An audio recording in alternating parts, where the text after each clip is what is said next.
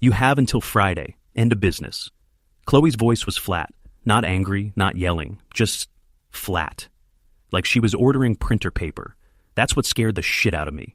We were standing in the middle of my dream house, a $2.5 million custom build I'd spent 3 years of my life and every penny of my software company exit on. We were 4 weeks away from our wedding. 4. The $50,000 deposit on the historic Austin hotel was paid. The invitations were out. We'd spent the entire previous weekend arguing over cake toppers, for Christ's sake. And now this. She wasn't looking at me. She was looking out the floor-to-ceiling windows at the view I'd bled for. "What did you just say?" I asked, and my own voice sounded stupid and far away. She turned. Qley, 31 years old, art gallery curator, the woman I was supposed to spend my life with. Her face was calm, not a single tear. That was the moment I knew this wasn't her. This was a script. This was her mother. I said, "You have until Friday," she repeated, slower this time, as if I were a child.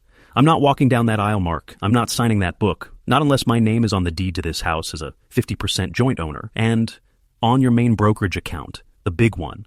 My blood didn't just run cold, it evaporated. The brokerage account? That was my entire future, my retirement, my never have to work for a dickhead boss again fund. You're joking, right? I managed to laugh. It sounded like a cough. "This is a sick joke. Did Diana put you up to this? Is your mom hiding in a closet? Come on out, Diana." "My mother has nothing to do with this," Qley said, and her eyes turned to absolute ice.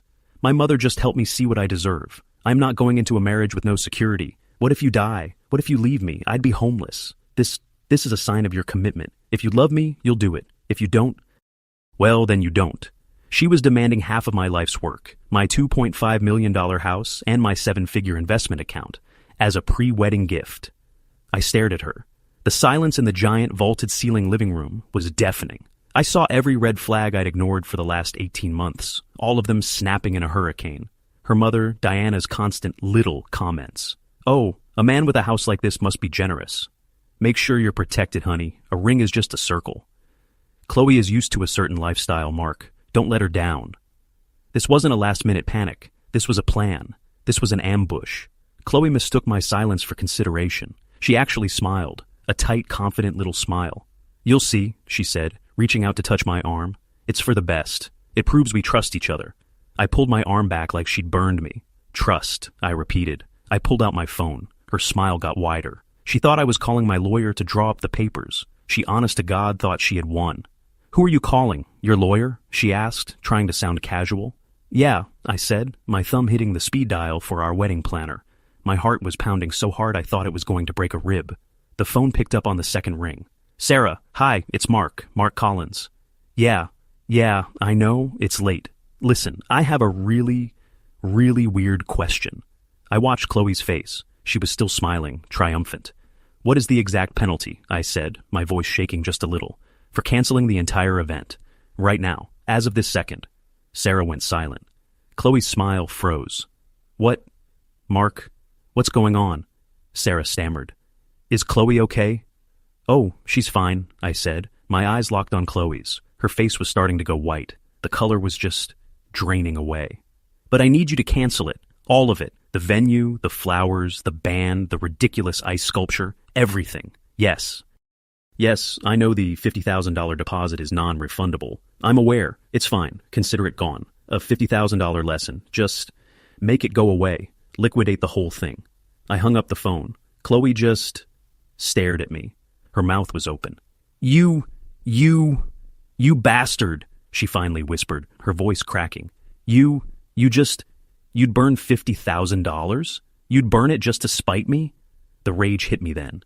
The pure, white-hot, cleansing rage. "Spite you?" I yelled, and the sound echoed in the giant empty room. "I'd burn my entire fucking bank account to find out what I just found out. You don't get it, do you? You just showed me your hand. You think you're marrying a man, but you're just trying to execute a hostile takeover, and you just failed the interview. Mark, baby, wait." She tried to backtrack, the tears finally coming. But they were fake. I could see the calculation in them. "I didn't mean it. I was scared. My mom, she got in my head. We can talk about this." "No, we can't." I walked over to the front door, the massive custom-built oak door she loved showing off, and I opened it. The cool night air hit my face. "You had a choice. You could have had a marriage, But you chose a deed. You don't get both. You're throwing me out? She shrieked. No, I'm inviting you to leave my private property. You have until Friday, Qley. Same deadline you gave me, but yours is to get every last thing you own out of my house. And if one single thing is missing, one spoon, one piece of my art that you curated, I will call the police. She stared at me, her face a mask of pure, unadulterated hatred. This was the real Qley, the one her mother built. You will regret this, Mark, she screamed, grabbing her purse. You have no idea what you just did. You will burn for this. Get out, I said, my voice quiet again. She ran out, sobbing, and got into the BMW I'd been paying the lease on. I shut the door, I locked the deadbolt, and then I leaned against the door, slid down to the floor, and put my head in my hands. I'd just lost $50,000, and I'd never, ever felt richer in my entire life. I'd met Qley about 2 years earlier. I, 39, was fresh off a small but life-changing exit from a data logistics company I'd co-founded. I wasn't buy a private island rich, but I was build my dream house in cash and not worry about the market rich. I was at a charity art gala, feeling like a fraud in a rented tux, and she glowed. She was funny, she knew art, and she didn't seem to care about my exit. She just seemed to like me, my stupid jokes, my obsession with 90s sci-fi. For the first 6 months, it was perfect. A goddamn fairy tale. I was already in the process of building my house, and she'd come to the site, wearing a hard hat, offering opinions on tile and countertops. It felt real. It felt like a partnership. About a year in, she moved in. And that's when she moved in. Her mother, Diana. Diana was a piece of work.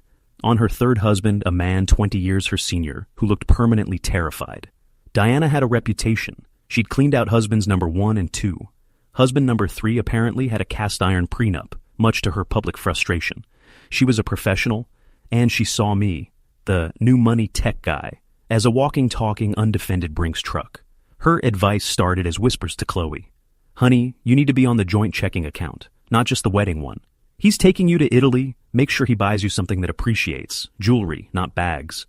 This house is a lot, Mark. It's almost too much for one person. You have to be careful. You need to share it so it doesn't just own you.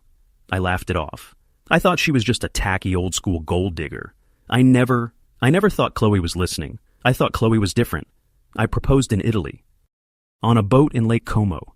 It was perfect. She cried. I cried. The ring was huge. The Instagram post was epic. The second we got back to Austin, the real shift began. The wedding planning started, and so did the pressure. I think, Qley said one night, we should just merge our finances now. It'll be so much easier for the wedding.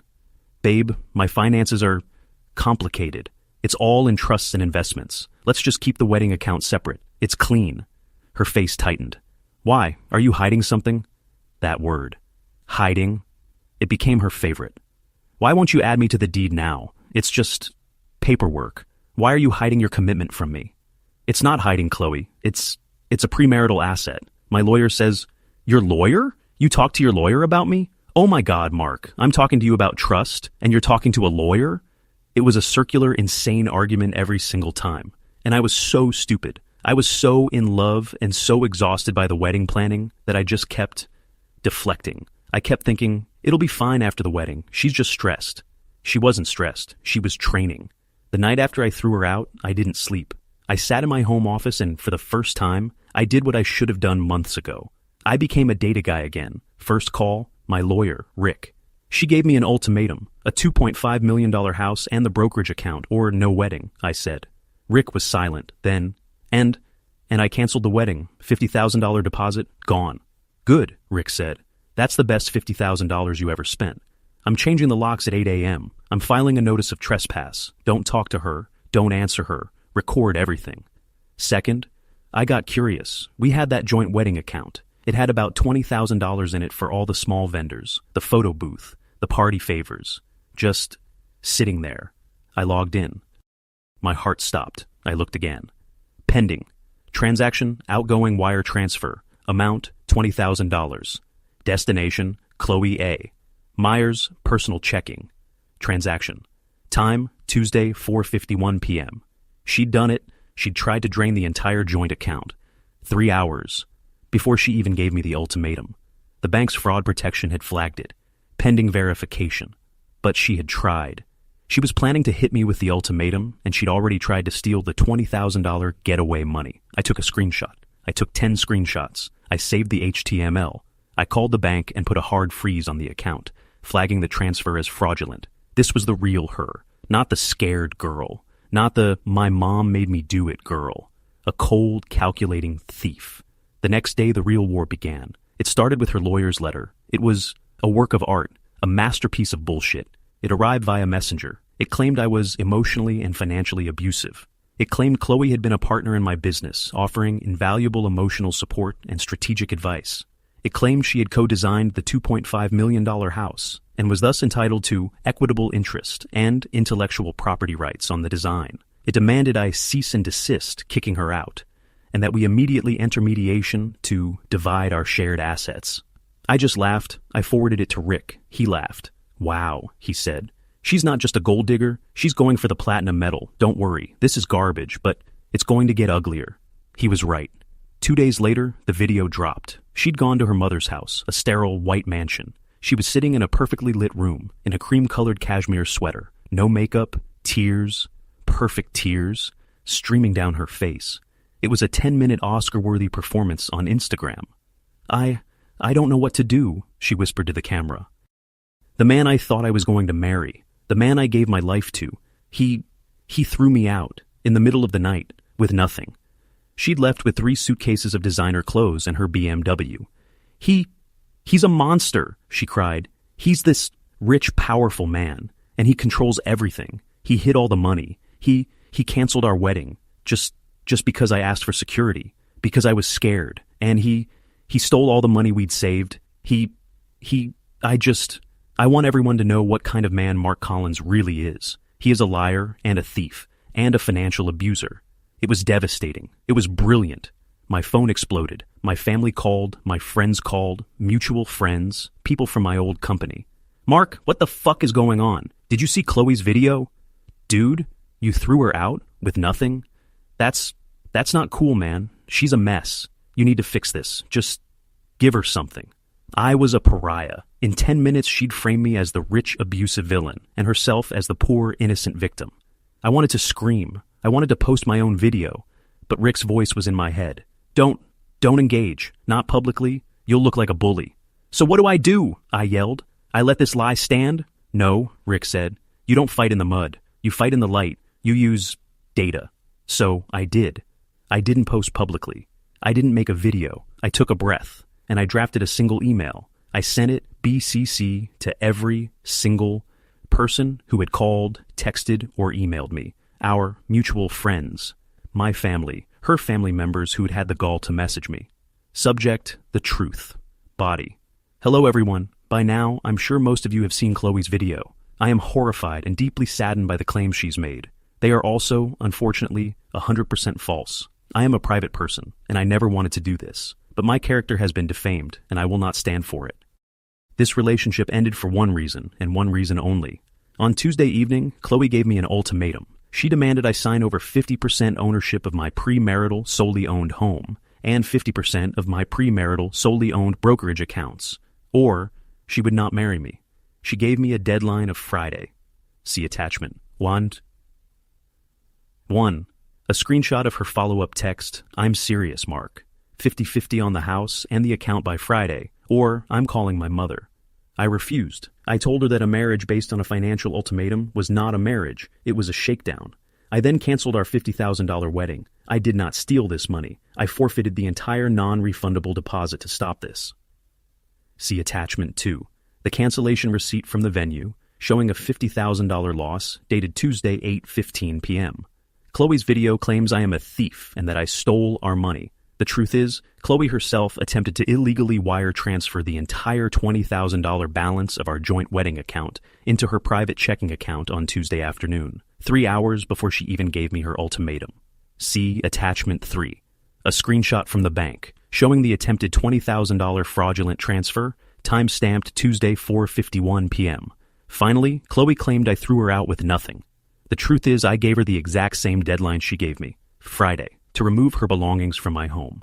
The next day, her lawyer sent me this. See attachment 4. The PDF of the legal demand letter claiming equitable interest and intellectual property in my house and demanding mediation to divide all my assets. I am not an abuser. I am a victim of a highly planned, malicious, and predatory attempt to extort me. I have lost $50,000, my fiancé, and my faith in a lot of people. I will not lose my reputation. Please do not contact me about this again. I am now handling this only through my attorney. Mark. I hit send, and I waited. It took about 45 seconds. The first reply, "Oh my God." The second, "Mark, I am so sorry. I had no idea." The third from a mutual friend, "Holy shit, she tried to steal $20,000 before?" A fourth from my own aunt, "I'm calling your uncle. That woman, Diana, is a viper." Within 1 hour, Qley's entire Instagram was deleted. Her Facebook, gone. The video vanished from the internet. The silence was total. The war was over. I'd won. It's been 6 months. The house is finished. It's quiet. It's my house. I got a text from that mutual friend, the one who apologized the fastest. She'd had lunch with Qley's cousin. "You're not going to believe this," she wrote. "But Diana, her mom, the entire reason she's so obsessed with security, she cheated on husband, there's one, and there's two. That's why they cleaned her out in the divorces. And husband, there's three, the terrified-looking one, he died last month. And he left everything, and I mean everything, to a cat sanctuary. He left Diana $1, for her integrity," the will said. The whole thing, this entire life-ruining $50,000 catastrophe. It was because Diana was broke. She was training her daughter to be her retirement plan, and I was the target. I was sitting on my terrace, the one overlooking the hills, reading this text. I was drinking a beer. My phone buzzed again. A new number. Unknown. "I know you hate me. I was wrong. I was so wrong. It was my mother. She's crazy. She made me do it. She scared me. I didn't want the house. I just wanted you. I miss you so much, Mark. Can we please just talk? I still love you." I read the text. I looked at the screenshot of the $20,000 transfer. 4:51 p.m. before the ultimatum. Before she was scared. It was all a lie. It was always a lie. I looked at her text message again. "I still love you." I typed one word back. Blocked. And I hit send. I'm 40 now. I'm still single. My house is still my own. My brokerage account is untouched.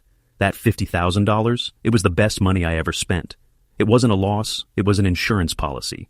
It was the price I paid to find out who I really am and what I will never stand for again.